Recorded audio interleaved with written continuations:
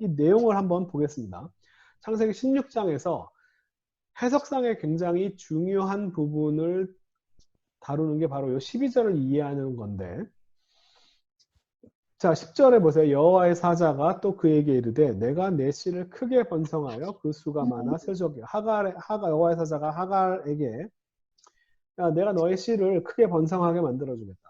그리고 네가 임신하여 아들을 낳았는데 아들을 낳을 건데 이름을 이스마엘이라고 하겠다. 왜냐하면 이스마라고 하는 단어가 듣는다라고, 하나님께서 들으신다라고 하는 표현이라서 여호와께서 내 고통을 들으셨기 때문에 그걸 이스마엘이라고 이름을 해라. 그리고 그는 사람 중에 들나귀 같이 되리니 그의 손이 모든 사람을 치겠고 모든 사람의 손이 그를 칠지며 그가 모든 형제와 대항해서 살리라 하니라. 자, 이거는 이스마엘은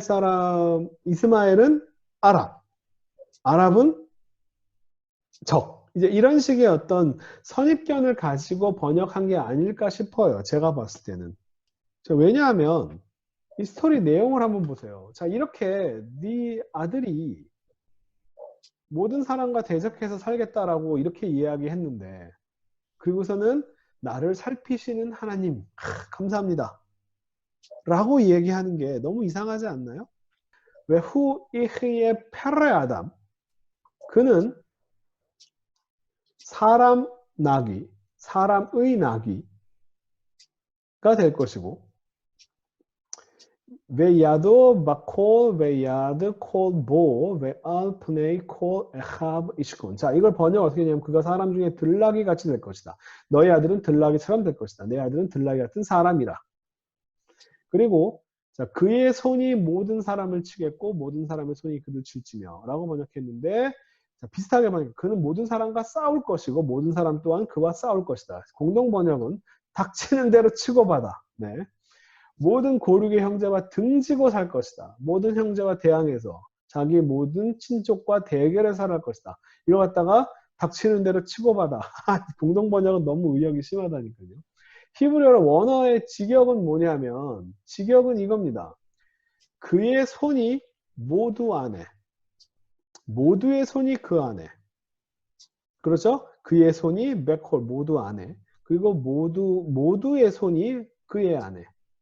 그리고 그는 그의 모든 형제들 앞에 거주할 것이다가, 이걸 그대로 사실 직역하면 직역하는 내용이에요. 그런데 이거를 이렇게까지 심하게 의역을 하는 그 밑바탕에는 어떤 마음이 깔려 있냐면, 제가 봤을 때는 이거는 번역체 선입견이라는 거예요. 제가 그렇게 주장하는 이유는 첫 번째, 이제 이 들나귀라고 하는 단어인데요. 들나귀는 기본적으로 야생동물은 기본적으로 인간의 지배를 벗어난 야생동물이죠. 이것이 성경에 그렇게 많이 나오는 표현은 아니고요. 제가 이 페레라고 하는 단어가 쓰이는 경우들을 다 찾아봤는데, 기본적으로 이 스탠다드 윌슨 리터처, 잠언이라든지 시편이라든지 이런 데서는 부정적으로 봅니다. 왜냐하면 컨트롤을 벗어난 거기 때문에. 근데 이 스페큘러티브 위스덤 리터처는 글쎄요, 부정적이라기보다는 오히려 저는 어떤 면에서 긍정적으로, 왜냐하면 이것은 얘네들은 인간의 영역을 벗어난 하나님의 영역, 하나님이 관리하시는 영역 안에 속해 있다라고 이렇게 보는 거예요. 그래서 욥기 같은 경우에 욥의 친구인 소발은 이 스탠다드 윌슨 리터처에 속해 있는 사람이기 때문에, 이 소발 같은 경우는 들나귀 새끼를 허망한 사람은 지각이 없나니, 자, 출생함이 들나귀가, 이 번역도 좀 이상한 번역입니다. 이거 제가 원어로 보면요, 이런 표현이에요. 멍청한 사람이 현명해지는 것은 들나귀 새끼에게서 사람이 태어난 것 같다. 이게 사실은 원래 히브리어 문장입니다. 멍청한 사람이 현명해질 수 없다라고 하는 얘기죠. 어떻게 이 야생 나귀 새끼가 여기서 사람이 태어나느냐, 이것처럼 말도 안 되는 이야기다라고 하는 게 지금 소발의 이야기입니다. 그러니까 이 지금 멍청한 사람과 들나귀 새끼를 비교를 하면서 사람과는 다른, 이 야생동물은 인간과 확실히 다르고 멍청한 것을 의미하는 표현이다. 지혜가 없는 사람을 나타낸다 라고 이렇게 이야기하지만, 욥 같은 경우는 그들은 거친 땅에 들나귀 같아서 나가서 일하면 먹을 것을 부지런히 구하니 광야가 그 자식을 위해서 식물을 내는 거예요. 그러니까 인간이 컨트롤하지 않는 영역에서도 걔네들은 자기들의 역할들을 다 하고 하나님께서 그들에게 먹을 것을 다 준다는 거예요. 그리고 하나님이 똑같은 이 페레라는 단어를 또 쓰면서 누가 들나귀를 놓아서 자유롭게 했느냐. 이렇게 얘기하는 거죠. 이건 인간이 속해져 있지 않은 영역, 야생동물의 영역을 얘기하면서 들나귀라고 하는 단어를 쓰면서 걔는 너희들의 컨트롤 없이도 인간이 이해할 수 있는 영역 바깥에 있는 존재인데 그것을 자기가 다 하나님께서 다 만드셨고 하나님께서 컨트롤하고 있다라고 하는 이야기를 하는 거죠. 인간이 이해하지 못하는 영역 밖에서도 네, 그런 영역이 있다는 거예요. 그걸 증명하기 위해서 이런 야생동물을 쓰는 그러니까 페레라고 하는 단어를 여기서 이렇게 쭉 쓰거든요. 그래서 이 자체로 부정적인 의미다라고 하기는 좀 곤란합니다. 이 들락이라고 하는 단어 자체를 들락이 이꼴 나쁜 거라고 보기에는 저는 보는 관점에 따라서 다르다라고 하는 게 첫 번째로 이 들락이에 대해서 제가 얘기하고 싶은 거고, 그 다음에 이걸 이렇게 의역을 할 때 있어서 이거 볼 수 있는 근거도 있습니다. 왜냐하면 손이 누구에게 있다라고 하는 표현이 이걸 적대적인 관계를 나타낼 때 쓰이는 표현일 수도 있어요. 그렇지만 이 구절이 이걸 직역했을 때 이거 그대로 직역한 걸 그냥 보면 이스마엘이 모두와 대적하면 살 것이라고 하는 이야기로 볼 수도 있고요. 볼 수 없다는 얘기 아닙니다. 볼 수 있습니다. 전치사를 부정적인 의미로 보면은 전치사 R도 마찬가지로 against의 의미로 있을 수 있어요. 이 bait도 마찬가지고요. 특히나 손과 관련해서 함께 쓰였을 때 누구를 대적해서라고 하는 표현으로 얼마든지 쓸 수는 있습니다. 그런 예가 많은 건 아니지만 한두 개 정도 있어요. 자, 이런 의미인지 아니면 그냥 그의 손이 모두 안에 있고 모두의 손이 그 안에 있고 그러니까 손과 손이 뭐가 맞닿아 있는 그런 식의 표현들이고 그 다음에 그의 모든 형제들 앞에서 그가 살 것이다 라고 하는 것은 단순히 아주 그냥 넓은 지역을 차지하고 살 것이라고 하는 이런 식으로 해석할 수도 있는가. 이 둘 중에 어떤 게 더 설득력이 있느냐 했을 때 저는 이 두 번째라고 생각하는 거예요. 왜냐하면 창세기 16장의 이 구성을 살펴봐도 이 구절이 나오는 이 전체 구조를 봐도 그 다음에 창세기 25장 이스마엘에 대한 자세한 묘사가 나온 창세기 25장의 내용을 살펴봐도 그 다음에 이스마엘이 그의 형제들 특별히 이삭을 비롯한 그 형제들과 뭐 싸우고 대적한 적이 있는가라고 한 걸 살펴봐도 창세기는 적어도 이런 식으로 얘기하지 않는다는 거예요. 자, 하나씩 보겠습니다. 자, 이거 구성을 보세요. 자, 내가 여호와께서 나타나서 지금 힘들어하는 고통받고 있는 하갈한테 나타나서 내가 내 씨를 크게 번성하고 수가 이것은 마치 자손의 약속을 하나님께서 아브라함한테 한 것처럼 똑같이 거의 비슷한 언어를 사용해서 얘기하는 거죠. 셀 수 없을 정도로 많은 수로. 그러면서 하나님께서 네 고통을 들었기 때문에 네 아들 이스마엘이라고 하겠다. 라고 이렇게 하라라고 얘기를 해놓고 그 다음에 갑자기 네 자식은 숫자는 되게 많은데 그러니까 맨날 다른 형제들하고 치고받고 살 거야. 라고 이야기했는데 하갈이 자기 아들이 이렇게 살 거라고 얘기를 들었는데 나를 살피시는 하나님 감사합니다 라고 이렇게 얘기하는 게 스토리 라인이 너무 이상하다는 거예요. 이 구성 자체가 제가 봤을 때는. 그죠? 이때 이 내용을 단순히 그러니까 그냥 이 내용으로 이해하는 거죠.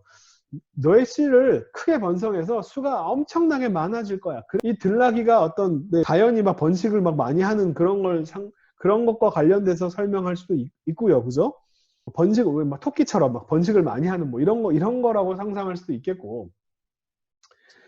그래서 그의 손이 모든 사람을 치겠고가 아니라 얘가 모든 사람과 다 이렇게 다 함께 다 경계선을 이루면서 살 정도로 아주 커다란 나라를 건설하고 살 것이다 라고 하는 의미로 이해했을 때 오히려 더 이런 표현들이 더 설득력 있지 않을까. 자, 두 번째 창세기 25장에 이스마엘의 자손의 얘기가 쭉 나옵니다. 그러면서 이제 나중에 아브라함이 죽었을 때 그의 아들들인 이삭과 이스마엘이 그를 마므레와 헷족속 소알의 아들 헤브론 막벨라로 장사하였다. 자, 이삭과 이스마엘이 함께 아버지를 장사지는 일에 참여합니다. 네, 그 다음에 아브라함이 죽은 후에 하나님이 그의 아들 이삭에게 복을 주셔서 어디에서 건축하냐면 바로 이 지역입니다. 하갈이 이 명명했던 바로 그 지역에 거주하게 됩니다. 만약에 이게 어떤 적대적인 관계였다를 설명하는 거기서 나온 표현이라고 한다면 이삭이 거기에 거주하는 것을 과연 이게 쉽게 잘 이해가 납득이 될까? 거기다가 자 이스마엘은 향년이 137세가 되어 기운이 다하여 죽어서 자 자기 백성이 여기서만 이렇게 번역했어요. 아브라함이 죽었을 때나 뭐 이삭이 죽었을 때나 다 자기 열조로 돌아갔다라고 번역했던 구절을 똑같은 구절을 이스마엘은 자기 백성이라고 말을 틀어놨어요. 다른 데서는 다 열조라고 번역해놓고 원래 이 암이라고 하는 백성이라고 하는 단어가 원래 사실은 죽은 조상들을 가리키는 표현이에요. 그러니까 그건 히브리어보다 좀 더 오래된 언어에서 그런 식으로 등장을 합니다. 그래서 어쨌든 자기 백성이 아니라 자기 똑같이 열조에게 그의 열조에게 들어갔다. 이것도 아브라함이 죽은 거 이삭이 죽은 거가 똑같은 언어로 이스마엘도 죽어서 그의 열조에게로 돌아갔다라고 하는 표현을 똑같이 쓰는 거예요. 그리고 그 자손들은 하윌라부터 아수르로 통하는 애굽 술 여기가 바로 슈르 아까 그 가려고 했던 그 슈르가 여기죠. 그러니까 이게 애굽 쪽까지를 아마 그 하갈이 이제 애굽 쪽으로 가려고 했던 모양이에요. 아시리아부터 애굽까지라고 하는 지명도 엄청나게 큰 지역이죠. 거기까지 그의 모든 형제의 맞은편에 거주하였다. 이 맞은편에 똑같은 알프네가 똑같이 쓰였어요. 그러니까 한 번은 여기까지 그의 형제와 대결해서 거주했다라고 번역하지 않고 왜 여기서는 또 맞은편에라고 번역하는지 모르겠습니다. 일관성이 떨어지는 거예요. 제가 봤을 때. 여기서 그의 형제와 대항해서라고 번역했는데 똑같은 구절인데 여기서는 맞은편에라고 번역해놨습니다. 이런 것도 좀 문제예요. 자, 저는 이게 그냥 이 내용을 봐서 전혀 이삭과 이스마엘이 뭔가 어떤 대결 구도라 뭐 적으로 싸우고 막 닥치는 대로 마구잡이로 싸웠다 이런 식의 그 공동 번역의 번역을 도무지 이해할 수가 없습니다. 전혀 어디에도 이스마엘이 그의 형제들과 싸웠다라고 하는 표현이 전혀 나오지 않아요. 창세기는 이스마엘과 혹은 이스마엘 자손 그 뒤에 좀 나옵니다. 그 뒤에 이스마엘 자손의 일부와 국경선 대결 속에서 싸우는 장면이 나오긴 합니다. 그건 일부고요.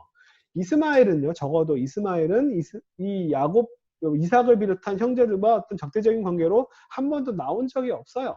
그렇잖아요. 그리고 여기서 에서도 마찬가지로 이게 자기가 이 가나안 사람의 딸하고 결혼해가지고 부모가 싫어하니까 에서가 어디로 가냐면 이스마엘에 가서 이스마엘의 딸과 결혼합니다. 그러니까 이건 이스마엘은 지금 자기 민족 중에 한 명이라고 생각하고 있는 거잖아요. 그죠? 자기 가까운 친척이라고 가나안 지역 사람이 아니라. 그러니까 이런 걸 봤을 때 이스마엘과 형제들 사이가 그렇게 나빴으면은요. 그죠? 네. 나빴으면 이렇게 했을 리가 없지 않을까요? 자, 또 하나 보겠습니다. 이건 이스마엘 사람인데요. 이스마엘 사람들이, 그러니까 이거는 요셉 이야기인데, 요셉의 형제들이 요셉을 죽이려고 했을 때 죽이지 말고 팔자라고 유다가 얘기해서 그때 한 무리의 이스마엘 사람들이 길르앗에서 오는데 낙타들의 향품과 유향과 모략을 싣고 애굽으로 가요. 그러니까 이성의 많은 지역을 다니는 상인으로 묘사하는 거지 어떤 전투를 하는 그런 사람으로 묘사하고 있지 않아요. 이 둘 사이 전혀 적대적인 관계로 나타나지 않아요. 오히려 실제적인 갈등이 이스마엘과 그의 형제들, 이스마엘의 형제들 사이의 갈등으로 나타나지 않고요. 오히려 이스마엘 사이에 에사와 야곱 사이의 갈등, 에사와 야곱 사이의 갈등이 있으면 있었지 이스마엘과의 갈등은 아닙니다. 네, 너의 복중에 태중에 있어서 두 민족이 나눌 것이 싸우고 이런 표현 나오고 그 다음에 이 37장에 이스마엘 사람들이 지나가는데 지금 누가 싸우면 요셉과 야곱의 자손들 사이에서 지금 형제들 간의 다툼을 하고 있는 거지. 그죠? 이스마엘 사람과 이 사람들과의 다툼을 하고 있는 게 아니에요. 저는 이런 여러 가지로 봤을 때 이스마엘이 모두와 대적하며 살 것이라고 하는 이 구절이 문법적으로 불가능한 설명은 아니지만 저는 그거보다는 이런 의미로 그냥 이해하는 것이 훨씬 낫다. 그럼에도 불구하고 왜 이걸 다 선택하면서 이걸 선택했느냐. 두 가지가 다 가능하다라고 봤을 때 번역자가 일부러 이런 식으로 번역을 하는 것은 저는 의도가 있다, 선입견이 있다라고 생각한다는 거예요. 그 선입견은 이스마엘 사람 이꼴 아랍 사람이고 아랍 사람은 적대적인 그런 사람, 호전적이고 적대적이고 라고 하는 선입견이 자, 이거 내용을 한번 보세요. 이 내용과 이 내용을 여기서 이 내용이 너무 뜬금없지 않나요? 그죠? 내가 네 백성, 네 자손이 아주 번성해질 것이다. 너 고통을 하나님께서 들으셨어.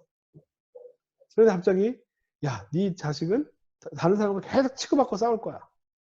그런데 하갈이 나를 살피시는 하나님 감사합니다. 저는 이 스토리 라인이 너무 이상하다는 거예요. 그래서 이걸 그냥 이 내시를 크게 번성해서 수가 많아질 수 없도록 아주 많은 큰 지역을, 그러니까 자손의 약속과 어떤 면에서 땅의 약속이라고 할 수 있는 그러니까 넓은 땅을 차지하고서는 살 것이다 라고 하는 이 자손의 약속과 땅의 약속으로 이해하는 게 전체적인 구도에서 더 설득력이 있지 않는가 라고 하는 게 제가 드리는 제안입니다.